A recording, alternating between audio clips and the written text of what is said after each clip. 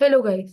In this question, we have to explain why 7 into 11 into 13 plus 13 and 7 into 6 into 5 into 4 into 3 into 2 into 1 plus 5 are composite number.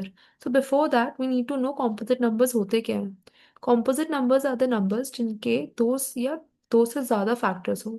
तो पहले हम देख लेते हैं 7 into 11 into 13 plus 13 को हम कैसे प्रूव करेंगे that it is a composite number.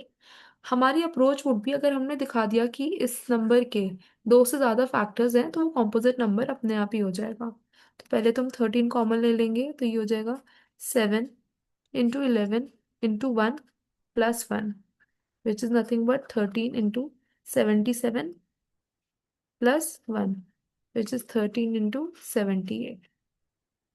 Now we can see कि 13 एक इस नंबर का एक फैक्टर तो 13 ही हो गया. और एक 78 के भी कई फैक्टर्स होंगे. 78 के फैक्टर्स हो जाएंगे 3 into 2 into 13. तो वी कैन सी कि एक फैक्टर 13 हो गया, एक फैक्टर 3 हो गया, एक फैक्टर 2 हो गया और 1 तो सबका फैक्टर होता ही है. हेंस इस नंबर के दो से ज्यादा फैक्टर्स हैं. Hence it is a composite number. Similarly हम दूसरे पार्ट का भी देख लेते हैं. 7 into 6 into 5 into 4 into 3 into 1 लिखे ना लिखे एक ही बात है. +5. तो हम पहले तो 5 कॉमन ले लेंगे. 5 कॉमन लेने के बाद क्या आ जाएगा 7 into 6 into 4 into 3 into 2 +1.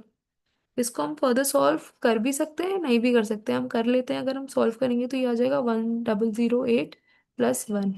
तो ये हो जाएगा 5 into 1009. तो अब इस नंबर के एक फैक्टर तो 5 हो गया है. 1 सबका ही फैक्टर होता है तो दो फैक्टर्स तो यही हो गए. अब हम 1009 के भी फैक्टर्स फाइंड आउट कर सकते हैं या फिर हम ये भी बोल सकते हैं कि ये भी तो एक फैक्टर होगा ही इस नंबर का.